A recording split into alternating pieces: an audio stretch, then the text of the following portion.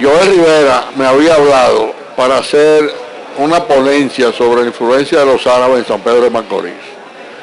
Pero pensando bien, decidimos mejor incluir y hacer un coloquio sobre la influencia de todas las familias que han vivido, vivieron y siguen viviendo aquí en esta Sultana del Este.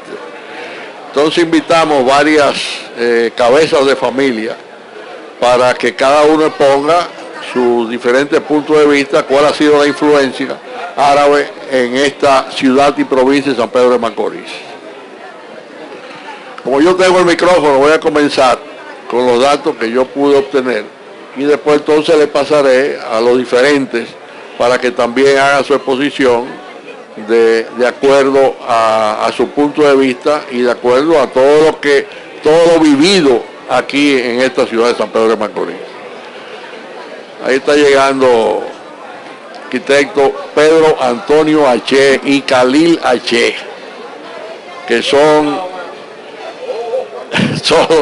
parte de los pilares de esta ascendencia árabe que ha vivido aquí en esta ciudad de San Pedro de Macorís.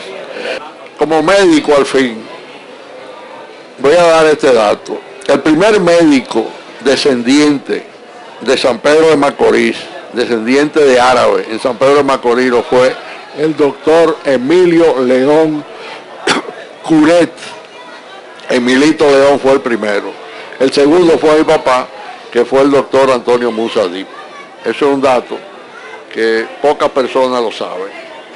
Estaba buscando en el directorio del año 1902. Año 1902. Y entonces dice guía local y comercial y de comercio de la ciudad de San Pedro de Macorís, Guillermo Atiles Santos, año 1902. En ese año 1902, comerciantes, capitalistas, banqueros, estaba Miguel Salaún y Jacín Primo, estaban ya instalados aquí. En tiendas de mercancía estaba Miguel Salomón, José M. Salud, debe ser Saglul, y Jacén Primo, que debe ser Jacín Primo. También estaba Jacinto Cusi, Jacobo Abraham hijo, Jacín Primo y José Curé. En lo que respecta, también estaba Domingo Curé y J.M. Merip. Debe ser el papá debe ser Jacobo Merip, que es el papá del doctor Merip. También estaba Adolfo Sasso. En industrias, agente de negocio, estaba Isaac Curiel, 1902. Ya en el Directorio General de San Pedro de Macorís, publicado por la Cámara de Comercio e Industria de la Agricultura, en ocasión de la cuestión nacional e interantillana de Santiago de los Caballeros, que fue quien lo editó. Lo hizo, no sé por qué razón fue en Santiago de los Caballeros, pero fue el 5 de mayo de 1927. Editado por la tipografía Cervantes de Francisco Castro Molina en la Sánchez 141, que tuvo hasta hace un par de años ahí frente al Teatro Restauración. Trabajo tipográfico por Federico Castro Fuenlabrada y Roberto Amable Paul. En ese directorio, relación de marcas de cada importador, habían 12. Abraham Simón, Andrés Mansur y hermano, Antonio H. y hermano, Simón Aidar, Jorge Barnista, Emeterio Juan Jacín, Emeterio era mi abuelo, Miguel Féris, Jorge Jacín hermano, Jorge Latuf hermano, José Cusa, Nayib Risi y José Miguel Zaglul. estaban cada uno de ellos? Puede decirlo. Dime el primero. Abraham Simón estaba en la calle Duarte, en donde estaba en la Duarte, tirando para los rieles. Sigue. Andrés Mansur era la Venus, que se fueron para Perú después. Estaba Nerón y la familia se fueron para Perú. Lama que estaba casada con una Mansur. Sí, sigue.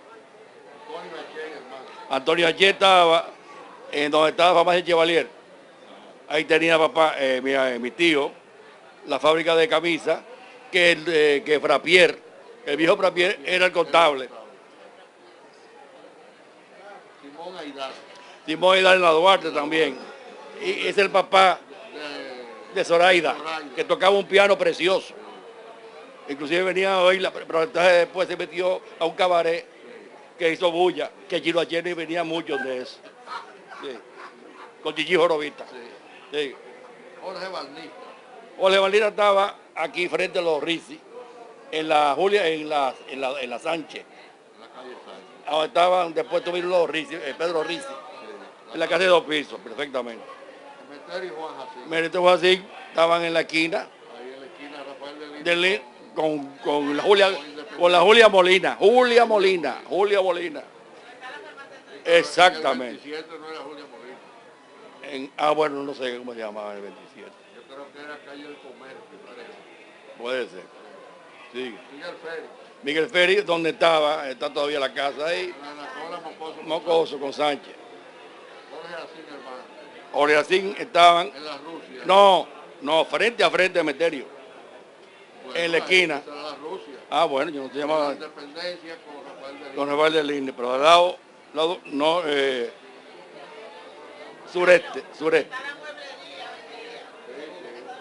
Ahí estaban los. Ole Latuf eran 2 hermanos solteros que vivían aquí en la calle de esta, que se llamaba, Gastón de Linde, no Alejo Martínez. Eso, eran 2 Latuf, familia de Chino H. Los Latuf, porque Chino H, H, Latuf. Che Malcún, pero tiene a Latuf metido en el medio. Rizzi Latuf, pero él también es Latuf. También, igual que Miguel Ferri, el Latuf. Para que tú sepas. Él no era Ferri. Dice Miguel que él no era Ferri, que era Curi. Bueno, allá puede ser que sí. Llamaba así. José Cusa estaba en la Sánchez con la Julia Molina, en la esquina, donde está Iberia, un poquito más para allá. Allí estaba ahí, al lado, donde está el club, que estaba el club. Al lado de Paquita Barceló estaba el club Sirio Libanés, hasta que se dividieron y nos fuimos para Villa una parte y una se quedó para acá. Ese es del día. Hay un cuento bueno. Ese es bueno cuento. Los de Miguel Saglur. Ahí mismo. Ahí en la. No, ¿cuál es José Miguel? Espérate, había un Saglur, que vivía también al lado de los Cusa. No, pero ese era Pedro. Era Chichi Saglur. Entonces podría ser, Saglur sería el papá de Toñito.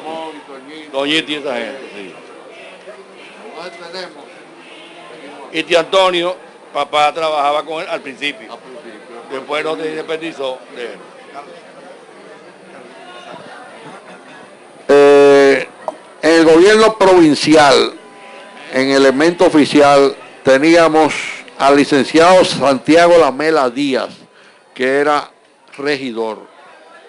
En representante al Congreso Nacional, Servicio Judicial, estoy hablando lo mismo que dice el folleto, el libro ese, que se editó en el año 27. Pedro Saglur, que era juez de instrucción, y Miguel Ibarra, escribiente del juzgado de instrucción. Año 27. Instrucción pública, Miguel Saglur, inspector del 16 Distrito Escolar.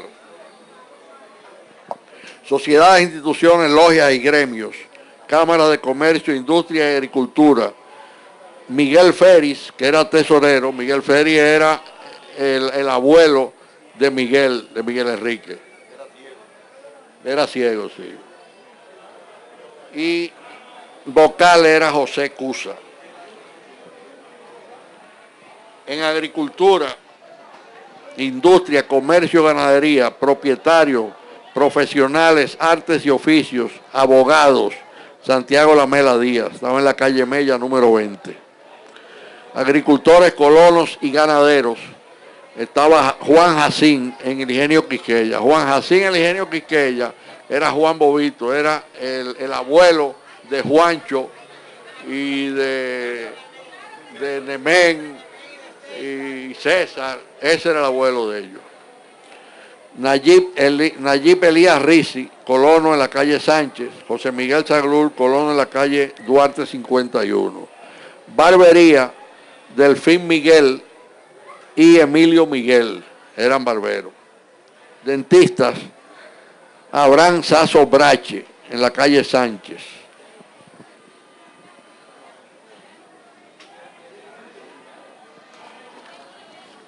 Detallistas de mercancía y provisiones, eran 7. Juan Abud Morún, en la calle Sánchez 155. Fran Antún era el papá de Federico, Rafael, Chichi, Rosita. Jacinto Abrán, en la Altagracia 56. Mansur Carán, ese era que tuyo, tu abuelo del ingeniero William Carán. Jorge Latuf, Francisco Saleme era el papá de Roberto Saleme, de José, de Freddy Saleme, Emilio no. Está bien, pero este otro. Francisco era el que era bombero, el papá de Roberto, exacto. Francisco era el papá de dos muchachos. Sí. No varón ni una hembra. Vivía en Villa, ¿verdad? Ahí en Villa, frente a la policía. Ahí.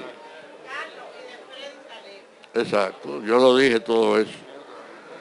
Pedro Saleme, ese sí es el papá de los Saleme, de Pedro, de Toñito, de la bomba Saleme. Ese era el papá de todo eso. Era famoso. Ah. Muy agradable, simpático. ¿Quién lo conoció bien? Con Pedro. Dieron buena. Con José Saleme. Con José, sí. Tenía una bomba de gasolina. La Regent, que después fue Texaco. Exacto. Ebanista, Antonio Carán, ese era... uno que producía vela por ahí, por la calle Duarte. No, ese es otro Carán. Ese es otro Carán. Exportadores, Emeterio y Juan Jacín, cacao y cueros, y José Cusa y compañía, cacao y cuero. Frutos menores, Elías Barnista, en la calle Duarte, esquina Colón. Importadores, José Abud, en la Independencia 60, Simón Abrán, en la Presidenta Enríquez, Andrés Mansur, en la Independencia 31 y 33, que es lo que es hoy en día la CDE, donde está la CDE. Eso era la Venus, se llamaba la tienda, que era de los Mansur. De todo el país venía a la tienda. Venían gente de todo el país a comprar a esa tienda. Simón Aidar, ya habíamos mencionado, Jorge Barnista, Francisco Chaín, estaba en la Independencia. Estos son de los Chaín que después se fueron para el Ceibo. Juan y Emeterio Jacín, Independencia 61. Miguel Ferris, Julio Huet. Julio Huet es el papá de Julito Huet y abuelo de Julito Huet también. Del médico, abuelo del médico. Y era relojero, sí, exacto. Estaba ahí en la Rafael, en la General Cabral. General Cabral. Jorge Jacín, hermano, ya habíamos hablado, Jorge Latuf, José Cusa, Jorge Curi. Jorge Curi era uno de los intelectuales árabes que había aquí, que estaba en la calle Sánchez, ahí donde está... Al lado de Miguel Ferri. Al lado de Miguel Ferri. ¿Cómo se llama la tienda de...? Donde nací yo. Al lado de los Funcia. Sí. Pero ahí está la tienda de Rijo, de Abraham Rijo, hoy en día. La tienda se llamaba Las Novedades. Novedades, sí.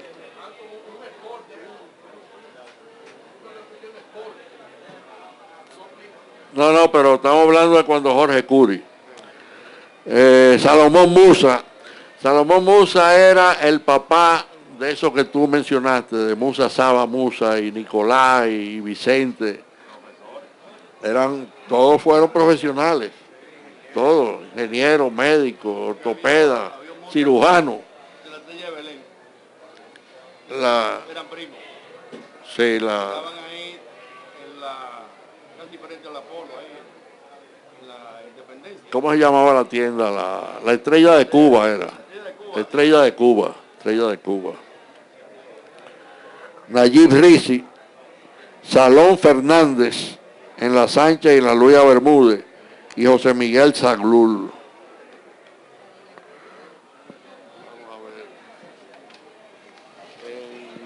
Industriales estaba José Abud en la Independencia, fábrica de camas de madera. Antonio Carán en la Duarte.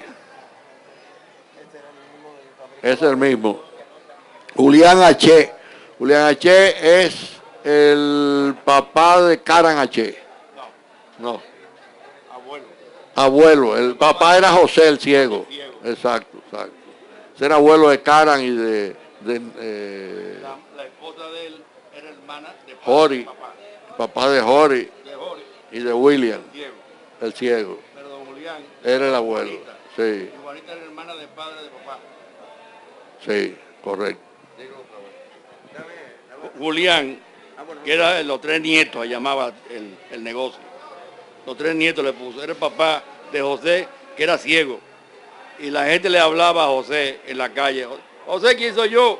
Y de una vez te decía quién tú eras. Igual que Juan el ciego, que también te conocía, aunque tú le cambiabas la voz, te conocía. Entonces, Julián H. estaba casado con Juanita H., que era hermana de mi papá por parte de padre. Igual que tío Antonio H., eran hermanos de padre. Tío Rito era hermano de padre y madre. Eran mellizos y no se parecían en nada. Tío Rito, que también vivió aquí. Es más, vivió aquí enfrente, encima del siglo. El papá de Ivonne, de Johnny y de Ángel. Pedro, déjame hacer una pequeña intervención. Sí. Vamos a ver si de verdad los que están aquí son árabes o no. Vamos a ver. ¡Kifa la Inte! Estamos bien.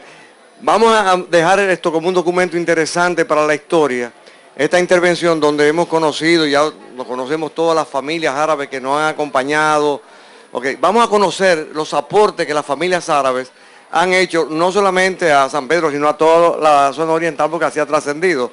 Y vamos a verlo por sectores. Por ejemplo, Guillermo, ¿cuál a tu opinión ha sido el aporte político que los descendientes árabes hemos hecho en la República Dominicana? Bueno, muchas gracias. Déjeme contestarle con una anécdota. En el año 70, 69, era el presidente Joaquín Balaguer. En esa época Balaguer intentaba reelegirse por primera vez.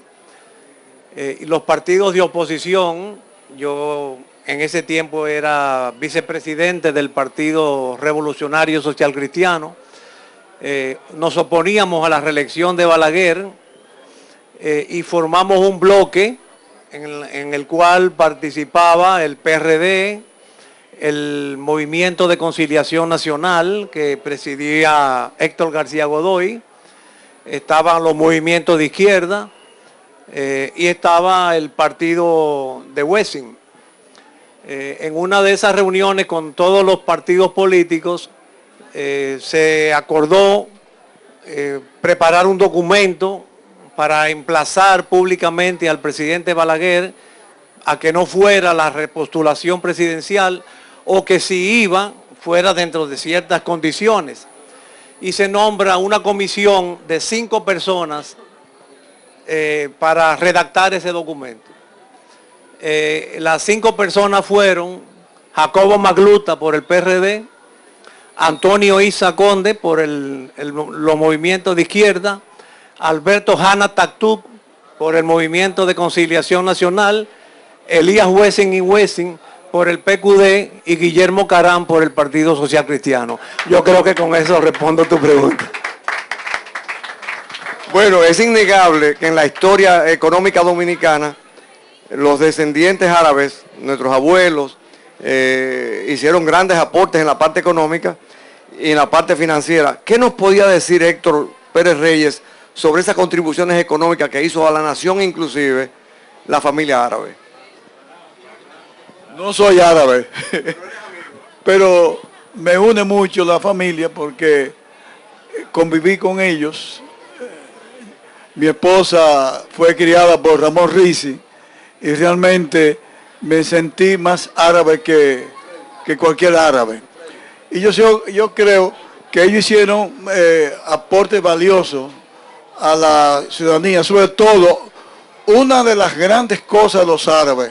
Ninguno emigró como otras nacionalidades que hacían fortuna y se iban del país. Los árabes, su fortuna la hacían en San Pedro de Macorís y morían con su fortuna en San Pedro de Macorís. Yo creo que eso es lo que más se debe resaltar de todos los que vinieron, árabes, libaneses, palestinos, porque dejaron una herencia de que donde se formaron, donde hicieron su fortuna, también dejaron sus restos. Yo creo que eso es muy valioso, que ninguna otra.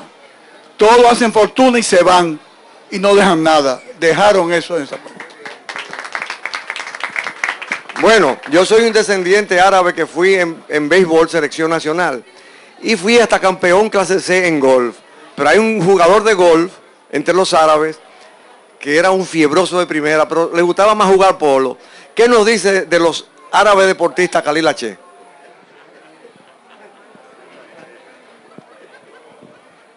¿Cómo estamos?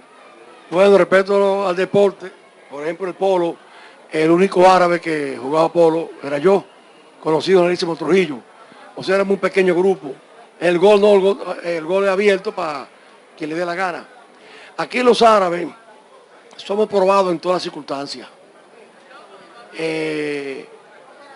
Siendo yo hijo de árabe humilde que me crié en pobreza, no conocí ni la amargura ni la envidia. Y después llegué a tener uno de los mejores poderes que puede tener un dominicano en este país, lo tuve yo con 27 años de edad. O sea que como árabe me siento satisfecho de haber sido probado en las dos circunstancias más difíciles. En la pobreza ni en la miseria, ni envidié ni me amargué nunca, ni en el poder nunca abusé de nadie. Ya con eso es un paso de un árabe merecedor, nacido en este país. Muchas gracias, que yo hablo poco. Pero los árabes varones no son los únicos que han hecho aporte a nuestra sociedad. Nuestras damas han estado siempre en primer plano y han sido grandes contribuidoras al desarrollo nacional. ¿Qué nos dice una queridísima dama descendiente de árabe los aportes de nuestra raza en República Dominicana, específicamente en la zona oriental? Bueno, yo creo que una de las herencias que han dejado los árabes, y todavía la tenemos, es la comida, básicamente. Porque aquí el quipe es como si fuera un plátano, porque aquí todo el mundo come quipe, y todo el mundo sabe lo que es un quipe. Y yo creo que también la educación que le han dejado a sus hijos, nuestros antepasados, eso es algo que todavía permanece en todos nuestros descendientes. Bueno, una pequeña acotación sobre esa parte interesantísima es que quisiera que ese aporte contribuyera a que de ahora en adelante no habláramos más nunca de niño envuelto. Eso no existe, ¿eh? Es un maifú. O sea, ya no le llamemos más niño envuelto a un alimento tan bueno que no envuelve a ningún niño. Desde el punto de vista clínico, ¿cuáles han sido los aportes principales que nuestros médicos dominicanos árabes han aportado a la sociedad? Carlos. Bueno, yo creo que es amplísima la lista de todos los descendientes de árabes que han estado envueltos en ese menester de la medicina. Y te puedo comenzar con mi padre, te puedo comenzar con el doctor León, el doctor Alán, el doctor Risi, el doctor Merip. O sea que es infinita. Y de las nuevas generaciones, hay que mencionar de la vieja, no muy vieja, al doctor Antonio Zagrul. Y de la nueva generación hay que mencionar al doctor Jesús Félix Iglesias, hay que mencionar al doctor Rafael Antún y doctor Eddie Risi, Luis Alán, o sea que Felle Acra, pero ese no es de San Pedro. No. Emil Case, Santiago Jacín. O sea que es amplísima el listado de la influencia. El doctor Antonio Baza, Hamble Jacín, que fue uno de los grandes oncólogos, de los primeros oncólogos que ha tenido República Dominicana. Un hospital de Ponce lleva su nombre, doctor Hamble Jacín. Ahí yo estoy viendo, yo quisiera que venga aquí, trae tu silla, Elvis, ven para acá. Mientras llega Elvis, yo quisiera leer en un libro que escribió Juan Bosch, Breve Historia de los Pueblos Árabes. Dice, y ahora deseo dedicar esta charla a la memoria de Aquiles Nimer. Miguel Aquiles Nimer fue un poeta, fue un pensador, fue un literato, un tipo cultísimo, y decía Juan Bosch en eso. En el año 1919, cuando se celebraba en Versalles la conferencia en la que el presidente Wilson de los Estados Unidos, que había ordenado la ocupación militar en nuestro país en el año 1916, como figura central de aquella conferencia de Versalles, señalaba en el mapa de Europa y en el mapa de Asia y en el mapa de África los territorios que debían ser cedidos a tal o cual país. Un hombre que debía ser cedido, un hombre joven entonces, alto, fornido, le gritó de pronto, presidente Wilson, acuérdese de la República Dominicana. Ese hombre era Miguel Aquiles Nimer, de República Dominicana, descendiente de árabes, descendiente. Hay quienes, dice Juan Bosch, que era descendiente palestino, pero de acuerdo a las versiones de Giorgito Jacín y de todos esos árabes de antaño, siempre dijeron que él era libanés. Ahora, déjame aclarar esto. Sirio, libanés y palestino era la misma vaina. Lo que pasa es que eso era la Gran Siria. La Gran Siria estaba compuesta por Siria, por el Líbano y por Palestina. Entonces, los judíos de Inglaterra le cedieron la parte de Inglaterra a los judíos. Le quitaron el territorio a los palestinos y se lo dieron a los judíos. Y los franceses le dieron la otra parte al Líbano, que es lo que hoy en día se conoce como República del Líbano. O sea que todos son la misma.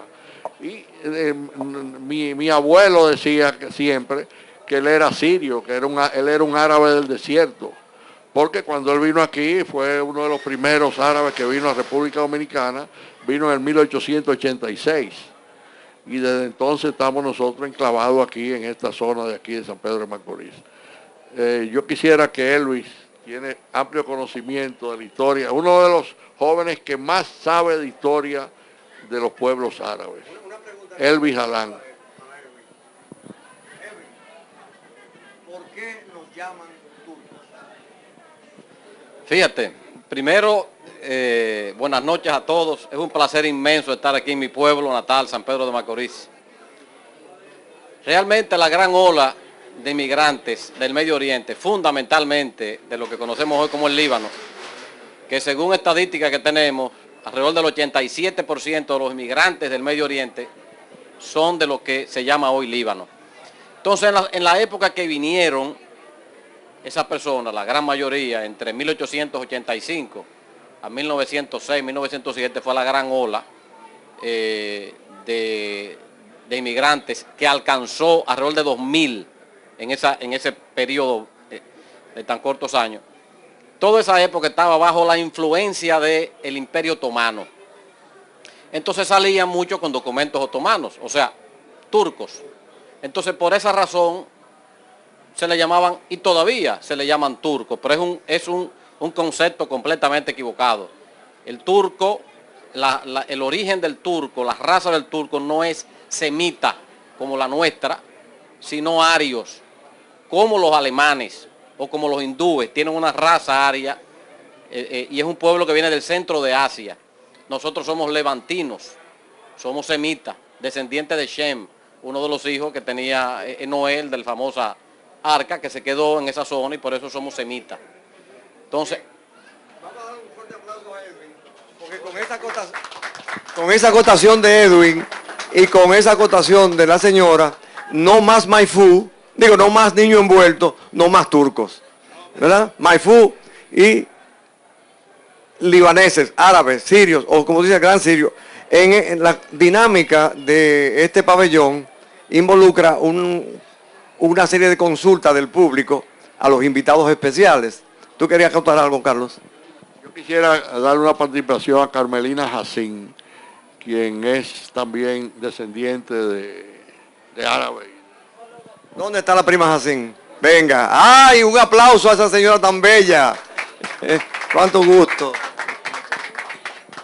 No, yo quería decir de lo que estaba diciendo Elvis, que cuando los turcos estaban, que querían dominar todo el Medio Oriente, mi mamá y la mamá de Carlos las mandaron al colegio americano en el Líbano. Y el papel, que era el pasaporte de aquel entonces, era un pasaporte turco. Por eso, como dice Elvis, todavía hay gente que se refiere a nosotros como turcos. Yo soy árabe porque mi abuelo paterno era Emeterio Jacín y mi abuelo materno, el materno era Emeterio, el paterno era Abraham Jacín, así que yo soy Jacín por dos lados.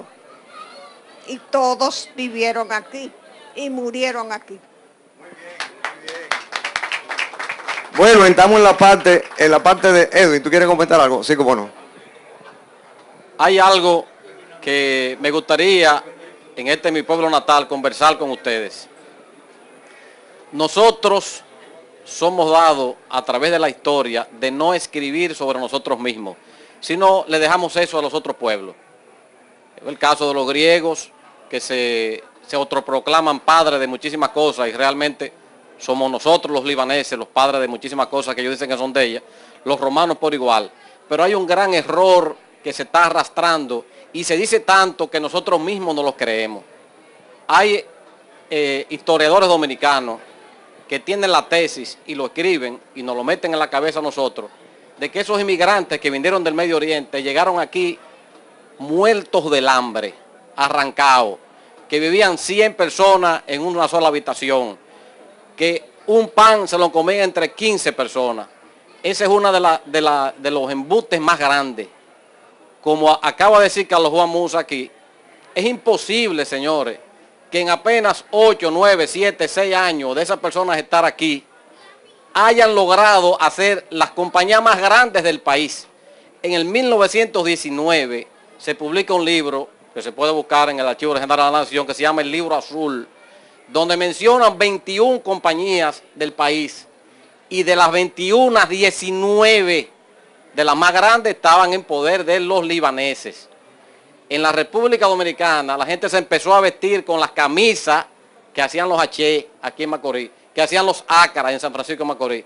Toda la explotación y la primera inversión extranjera que se registra aquí en este país la hicieron los árabes, los libaneses y los palestinos y los sirios. La razón fundamental de la emigración de esos pueblos para acá, aparte de la persecución religiosa, fue que los ingleses, en su afán de poder exportar sus productos libres de aranceles, consiguieron un permiso del Imperio Otomano de poder exportar sus productos al Medio Oriente sin pagar aranceles. Entonces la producción local, principalmente del Líbano, decae porque llegan los productos ingleses más baratos, no pagaban impuestos. También el Líbano era un gran productor de seda. La llegada de la China al mercado de la seda occidental, entonces decae la producción en el Líbano, que era más costosa, y los libaneses optan por la inmigración. Pero señores, un viaje de 3 meses, que duraba en esa época de barco, de venir de allá para acá, costaba un dinero, aunque vinieran en tercera, costaba un dinero. El dinero también para mantenerse en esos 3 meses en el barco, en los puertos que llegaban, cuando llegaban aquí. Entonces se confunde austeridad con miseria. Nosotros somos austeros, pero aquí nosotros no llegamos con miseria. Aquí nosotros llegamos con dinero para instalar negocios, barbería, talleres, negocios de importación, joyería, zapatería, fábrica de vela, fábrica de chocolate, fábrica de hielo, como en el caso de Lomerí. Entonces, nosotros ya nos tienen acostumbrados a que venimos aquí al país con una mano adelante y otra atrás. Eso no es verdad. Muchos habrán venido con ciertas restricciones económicas, pero se confunde austeridad con miseria. Eso yo quería que ustedes lo supieran, que contara en la Cámara, porque es una falacia que muchos historiadores dominicanos nos meten en la cabeza de que trajimos muchísimas enfermedades, de que trajimos miseria, y eso no es así, fue todo lo contrario. ¿No me permite?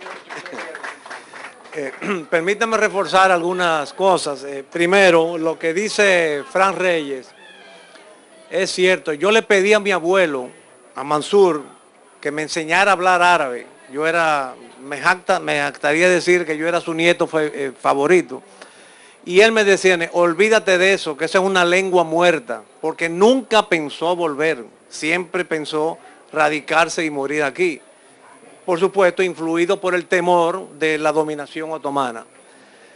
Segunda precisión. Pero, déjame hacer una parte en eso que dice de la lengua árabe en nuestra familia. Yo principalmente, papá le decía a mi abuela, háblale en árabe para que él lo aprenda. Cuando ella me hablaba árabe y yo estaba delante de mis amigos, me daba vergüenza y la mandaba para el carajo. Ahora a mí me pesa grandemente no haber aprendido el idioma árabe por complejos que me crearon los mismos compañeros míos. Por lo que decía Elvis de la confusión entre austeridad y miseria, porque una cosa es la austeridad de vida que vivieron nuestros abuelos y otra cosa es la estigmatización que se nos hace. El aspecto de la comida no es solamente por lo bueno del quipe y de los rellenos. A nosotros nos decían comer hierba porque comíamos vegetales, comíamos tomate, pepino, berro, hierbabuena, y la gente nos relajaba con la comida. Fíjense hoy cómo se exalta la comida vegetariana como uno de los elementos más importantes de la salud. Y dos cosas importantes que son a mi juicio fundamentales en el aporte, o tres cosas, en el aporte de las familias de la cultura árabe. Primero, el refuerzo a la familia. Yo recuerdo cuando el Nayib Rizzi murió, no sé si lo velaron en la casa de mis abuelos, ahí en donde estaba Macorís Deportivo, o le hicieron un velatorio. Pero eso era un ceremonial que a mí me traumatizó por el resto de mi vida con relación a cuando se moría un pariente, y llegó a atemorizarme. Y cada vez que moría alguien, sobre todo si era de origen árabe, tu abuela iba a la casa de mi abuela y se ponían a llorar pensando en los ancestros que murieron y que murieron en ausencia de ellos. Pero en el fondo eso es un aporte importante a los valores familiares que nosotros no podemos olvidar. Otro elemento, el aporte al trabajo. Cuando yo veía que mi abuelo venía de la finca que teníamos en Atomayor, en Paso Cibao, en el kilómetro 6 de Atomayor al Ceibo, que venía a caballo hasta el cruce del Ingenio Consuelo, y ahí cambiaba montura, y se iba al Ingenio Consuelo a vender, y ahí se encontraba con tu abuela. a vender tejidos y cosas de esas. Venía un viernes, pernoctaba en el Ingenio Consuelo, trabajaba el sábado, cobraba el domingo, venía a ver su familia y el lunes volvía a la finca a caballo. Realmente eso fue una enseñanza al trabajo que la tradición se encargó de transmitírnoslo y que por eso todos nosotros trabajamos tanto. Y finalmente, el servicio. En la Segunda Guerra Mundial, mi familia traía leche, bueno, siempre traíamos leche de Atomayor, de Paso Cibao a San Pedro, pero en la Segunda Guerra Mundial, que no había ni gasolina ni goma, la traíamos en un quitrín a caballo y cambiábamos, se ordeñaban las vacas por la mañana, traíamos la leche, hacíamos un cambio de caballo en el cruce de ferrocarril del Ingenio Consuelo para abastecer de leche a nuestros clientes aquí en San Pedro de Macorís. Todo eso es un aporte al servicio, aunque sea por vía del comercio. Bueno, estas son importantes informaciones que estamos recibiendo, que muchas de ellas son novedosas, interesantísimas para nosotros, pero la dinámica, como les decía, de este pabellón es hacerlo interactivo, que el público ya también participe y le haga preguntas a ustedes, porque si no se nos vaya, no nos quedan solamente 15 minutos de tiempo, y debemos hacerlo para fines de historia, como feria, de que el público tenga acceso a hacerle cuestionamiento a nuestros invitados. Por ejemplo, yo sé que hace ratito tengo el deseo de Joel Rivera de hacer una pregunta a nuestros invitados. Sí, específicamente se la voy a hacer a él por el derroche de historia, aquí al amigo acá, por el derroche de historia que ha recorrido en su intervención. ¿Se entiende la llegada aquí a San Pedro de Macorís de los cubanos? Se entiende la de los puertorriqueños, de los españoles, pero ¿qué motiva a la comunidad árabe a hacer esa travesía tan larga? ¿Qué le atrajo este pedazo de tierra que lo hizo venir acá? Debemos recordar que en la época en que esos habitantes del Medio Oriente llegan a la República Dominicana y específicamente a San Pedro de Macorís era una revolución económica en todo el país. Era el foco económico principal. Y entonces esa gente, pues lógicamente, iban donde estaba el movimiento económico. Por eso esa gran afluencia de árabes, libaneses, palestinos y sirios a la Sultana del Este. Y el puerto, sí. No, ciertas cosas que quiero diferir, quizá con el asunto de la inmigración. Para mí la inmigración de nuestros ancestros es consecuencia de que no estaban bien en su país. Si están bien en su país no emigran, eso es elemental. Ahora, lo que hay que reconocerle a esa gente, aparte de que no estaban bien allá, es la aventura que venían, que no sabían ni siquiera dónde era, porque aquí no había teléfono, no había telégrafo, ni mucho menos. Ellos iban de Líbano a Marsella, y de Marsella tenían que esperar un barco 3 meses, tú dijiste, para venir a Haití o a una islita de esa francesa para llegar a Santo Domingo. En cuanto a los turcos, yo peleé mucho con los muchachos, porque los muchachos siempre así me decían turco comellero y me tenía que bajar los puños de una vez, ¿verdad? O sea que ese pleito lo tuve muchas veces. A Guillermo se le olvidó decir que tuvimos un presidente libanés, Van Luther no era libanés, fue presidente de este país. O sea que hemos llegado en ese aspecto muy lejos. Si tú quieres ver, aquí hay un manifiesto del año 35 del Coamo, en el cual se ve un viaje que hace mi papá, mi tío Antonio, Nayib Rizzi, y una gente, 2 o 3 dominicanos más, a San Juan, Puerto Rico, en asuntos de negocio, porque de San Juan iban a Nueva York a buscar mercancía. En el año 35 ahí está el manifiesto. Hay una anécdota muy buena del Coamo, que es que hay un boxeador árabe, que lo trajo yo no sé quién, si fue Pepe Mayén o quién, que estando en el boxeo, le han dado un tablazo aquí en el oído. ¿Tú sabes cómo se llama la cosa que es el oído? Y nada más dijo, oye, pitó el Coamo. Y así hay muchísimas anécdotas que nos hace a nosotros ser muy dominicanos, porque yo Mi papá, mi mamá, mi hermana, están enterrados aquí en San Pedro de Macorís. Dominicano. Y dominicano. Y buen mozo. Sí. Ramón Perdomo, nuestro periodista acucioso, tenía también la palabra antes. Venga, Ramón. Buenas noches. Es para el doctor Carlos Juan Musa. Hace un tiempo circuló una lista de los síndicos de San Pedro de Macorís.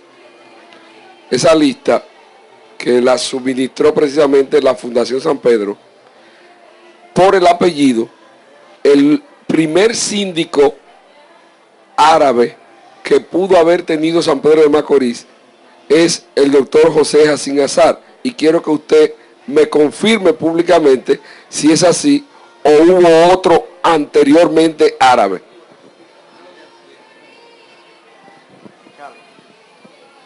Sí, efectivamente fue el doctor José Jacín en el año 50. Después fue Miguel Ángel Acta Fadul, Miguelito, en el periodo 68-70, que fue que él salió en contra del Partido Reformista por un movimiento independiente y le ganó al Partido Reformista estando Balaguer iniciando 66. Sin embargo, Miguelito le ganó al Partido Reformista. Yo quiero decir algo también, pero quisiera que Juan Geri diga algo. Perdón, hay alguien en primero. Un segundito. Buenas noches, yo quiero decirle a ustedes que quizás es muy poco lo que yo voy a decir, porque ante las exposiciones hechas, y yo que soy un recién llegado a San Pedro de Macorís, apenas en el año 1970, quizás las informaciones que yo tenga no sean tan abundantes como las que acaban de ustedes dar. Ahora, después de yo oír las exposiciones hechas, después de yo oír todo el trabajo, todo el esfuerzo, todas las personalidades que han influido en la vida de San Pedro de Macorís, los árabes, yo me siento orgulloso de dos cosas. La número uno, de ser dominicano, y la número dos, de ser descendiente de árabe. Eso quería decirle, gracias. Creo que hay una intervención por aquí primero también. Un segundito, gracias, como no. Venga. Buenas noches. Tan pronto escuché que iba a haber una conferencia sobre los aportes de la comunidad árabe a San Pedro de Macorís, dije, salgo del trabajo y sigo para allá porque no me quiero perder eso. Soy nacido en San Pedro de Macorís, estudié en los Estados Unidos, pero he regresado a mi país, pero mis abuelos siempre me enseñaron que este pueblo estaba lleno de árabes. Yo quiero hacer una pregunta y la quiero dirigir al ingeniero Caram, porque a mi entender ha vivido las dos fases de lo que voy a preguntar. ¿Sienten ustedes que la nueva comunidad árabe, o sea, sus hijos y sus nietos, todavía sienten el impulso, el afán, esa fibra luchadora que trajeron los primeros inmigrantes, o sencillamente ustedes piensan que no supieron ustedes pasar la antorcha por alguna razón, brecha de generaciones, etcétera, etcétera, o piensan ustedes que todavía hay tiempo de que todas esas exposiciones que ustedes han hecho, de las aportaciones que se hizo a San Pedro de Macorís y a todo el país, sus descendientes también la van a continuar? Antes de que Guillermo conteste esta pregunta, quiero hacer una referencia a algo que me está llenando de regocijo. No solamente estamos atentos y completos en este área, sino que afuera tenemos un público inmenso disfrutando de este conversatorio con la descendencia árabe. Guillermo, un aplauso fuerte para ese público que nos acompaña. Bueno, yo no sé si soy el más indicado para responder esa pregunta. Yo creo que Elvis es más indicado y si tú me permites le paso el micrófono. Solamente quiero hacer dos anotaciones. Primero, el mundo es distinto hoy. El mundo es mucho más globalizado. Ya el concepto de nación, de provincia, ya es muy relativo. Las fronteras se han destruido. Y segundo, yo me casé con una dominicana. Yo no me casé con una árabe. Mi abuelo me tenía 3 candidatas árabes. Algunas primas, otra prima, pero la verdad que la vida me llevó a casarme con quien hoy todavía es mi esposa. Gracias. Fíjate, como bien decía el ingeniero Carán, hoy día no existen fronteras. Y cada día que pasa, aunque somos más viejos aquí y la inmigración se convierte más vieja, la tecnología nos acerca más. Hoy día esto que está sucediendo aquí ahora mismo, por ejemplo, yo le tiré una foto a Chino H. Esa foto ya yo la publiqué, esa foto ya la vieron en el Líbano ahora mismo con su nombre. O sea, se sabe que en San Pedro de Macorís está esa actividad. Y los hijos de nosotros, y en el caso mío que no tengo nietos, pero muchos de aquí tienen nietos, el apellido pesa mucho. El Musa, el Carán, el H, el Risi, eso te identifica. Y hay una serie de valores que tú heredas y que se la transmite a tus hijos. Principalmente eso se ha hablado aquí, no solamente la comida, sino los valores morales. Quiere decir que la antorcha existe, el fuego existe. El cedro del Líbano, porque la mayoría somos libaneses, yo hablo como tal, el cedro del Líbano ya es tan grande que cubre el mundo entero. En todas partes tú nos encuentras en actividades importantes de desarrollo del hombre. Pero perdón, no dijo lo más importante, que por eso le pasé el micrófono. Él tiene una hija que se acaba de nacionalizar libanesa. Y yo me enteré estando en Nueva York hace 4 días. Así que yo creo que eso merece un aplauso también.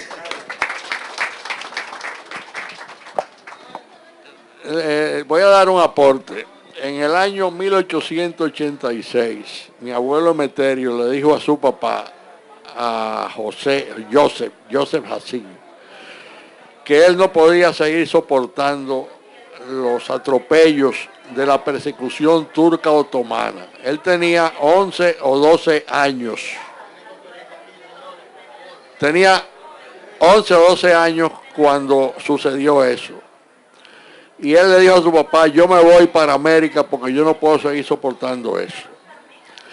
Tan es así que ese testimonio me lo dio mi tío José Hassin, porque él le había manifestado que cuando él vino aquí, 3 o 4 años después fue cuando él hizo se afeitó por primera vez.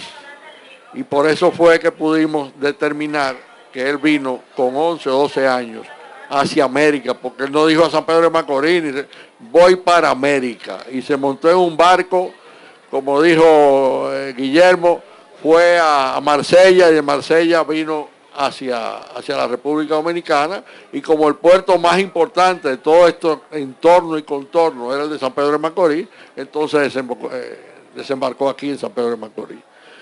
Mira, aquí se habla de la persecución contra ciertas razas, pero fíjense lo que en el año 1896, un libro escrito por Harry Honig, El pueblo dominicano 1850-1900, dice, el comercio local, entre otros, al verse afectado por los buhoneros árabes, elevaron su protesta el 9 de junio de 1896. Los comerciantes de San Pedro de Macorís se quejaron en una carta enviada al Congreso Nacional de que una invasión de árabes en pueblos y campos de puerta en puerta que daba sus operaciones comerciales han abarcado todo el negocio que nos ha ido arrollando hasta convertirse en nuestro comercio en un cementerio desolado y triste. Después de eso, fue una comisión y todo eso se echó por el suelo porque no hicieron ninguna cosa en contra de los árabes. Fíjense, se inventaron el fiado, correcto. Y la primera venta no se podía dejar escapar. En la primera venta había que hacerla, aunque pierdan. Sí. Miren lo que es estar con la ley, lo que respecta a mi abuela Faustina, la mamá de mi papá. Si puedes enfocar aquí.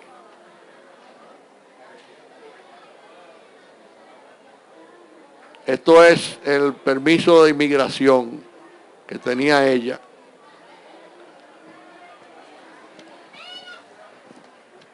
Aquí también por dentro. ¿Está bien? Dice, República Dominicana, permiso de inmigración para entrada o permanencia durante el año 1934. Aquí están los permisos. número 08841, Faustina Viuda Musa. Tenía 53 años. 22 de febrero de 1934.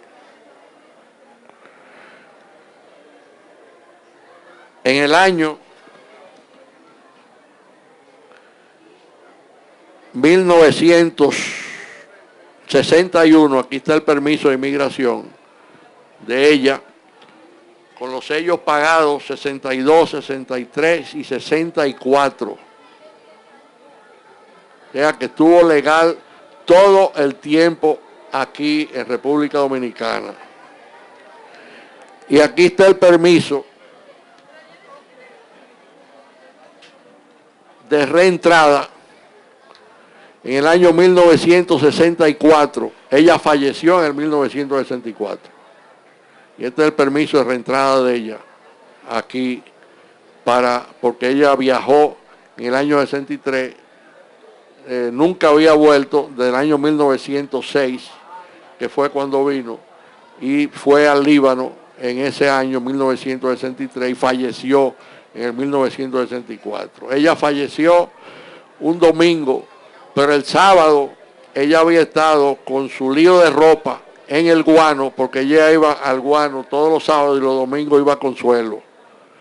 Y cuando con un lío de ropa regresó y se sintió mal y falleció. Ella nunca dejó de trabajar, murió de 84 años y siempre fue buhonera, siempre.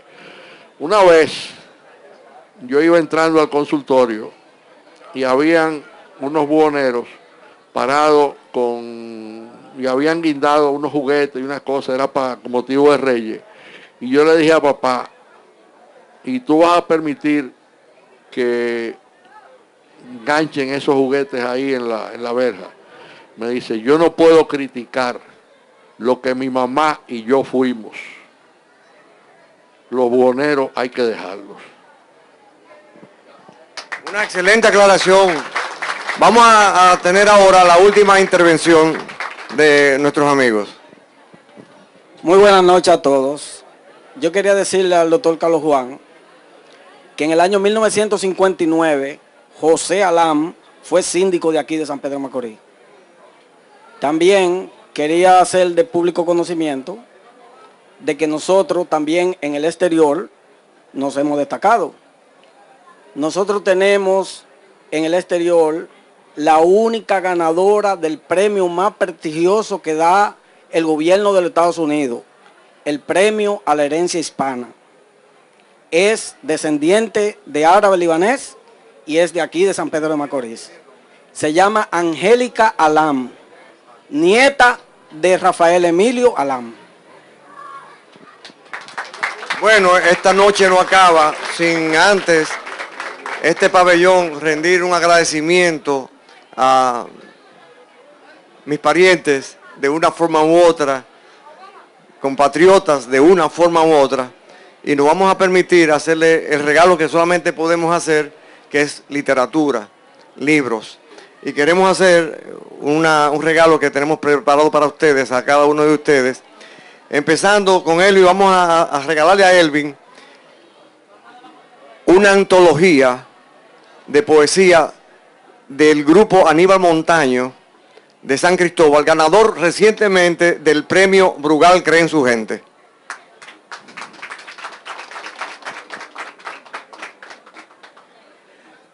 A esa señora que está allí, a esa señora querida que dijo tantas cosas buenas sobre nuestra gastronomía, le vamos a regalar el libro de una poeta de 11 años, hija de la poeta Isabel Florentino, que con 11 años, casi 12 años, ya tiene publicado 2 libros, tiene 2 inéditos de poesía y es muy buena. No es una poeta en ciernes, es una poeta consumada. Dariana Mesa Florentino.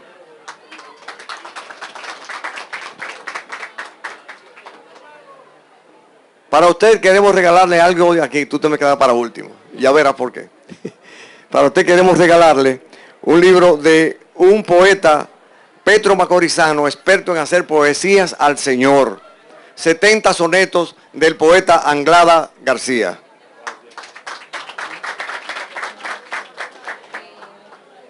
de Simeón Arredondo, poeta, ensayista de San Pedro de Macorís, de Gastón Fernando de Ligne a Pedro Mir, dos petromacorizanos que honran a la nación, yo quiero entregarle ese libro a un no árabe a quien yo quiero mucho.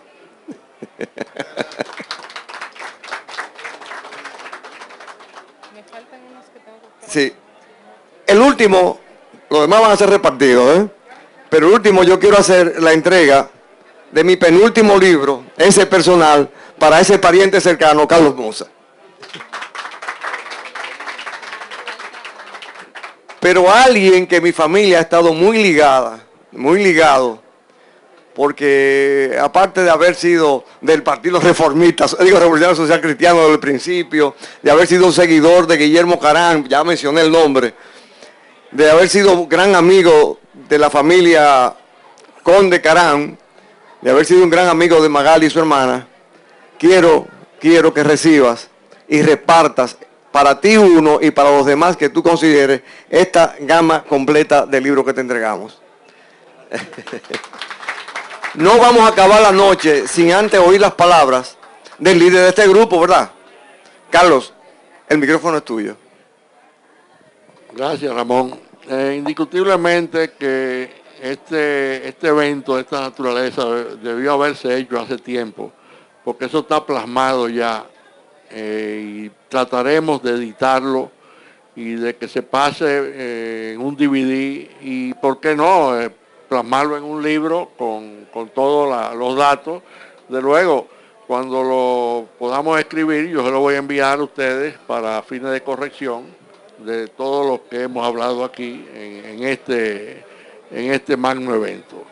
Gracias al Ministerio de Cultura por darnos esta participación y esperamos que, no esperar 15 años como dijo el ministro ayer, no, yo creo que no, esto se puede hacer cada 2, cada 3 años aquí y no hay que esperar tanto.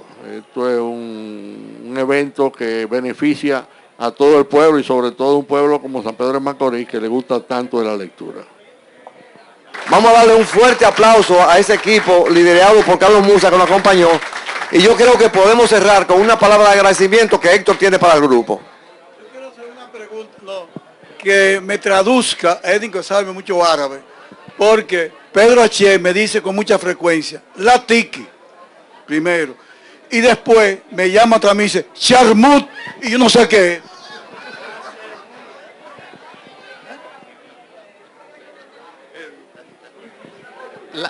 La tiki no hable. Y la otra palabra es la profesión más antigua del mundo.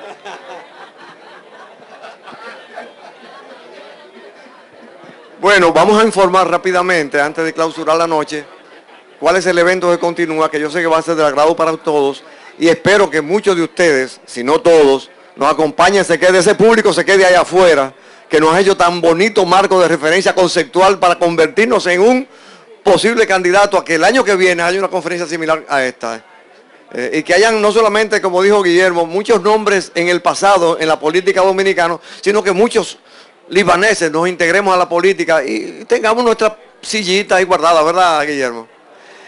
No, son tantas las anécdotas que nosotros tenemos y vivencias que hemos encontrado, al menos yo, muy corto el tiempo. Ha sido esplendoroso, maravilloso estar aquí en estos momentos y ser espontáneo como hemos sido nosotros en nuestras expresiones. Quisiéramos haber sido más amplios, pero el tiempo, según usted, no nos lo permite. Hágalo otra vez, Carlos Juan, que yo creo que podemos hacerlo más amplio y tener también más tiempo, porque son muchas cosas que faltan por expresarnos y conocernos, que nos conozcan. Yo lo lamento muchísimo, yo lo he disfrutado enormemente, estoy en mi casa. Tengo un pedazo de Líbano que se mudó para este recinto y yo quisiera quedarme en él y navegar en él. Nada, un abrazo fraterno, libaneses, sirios, palestinos, dominicanos que nos juntamos esta noche y que nos hemos dado un fuerte abrazo de cariño, de afecto y de confraternidad. ¡Que viva la hermandad! Bravo, un aplauso a nuestros invitados.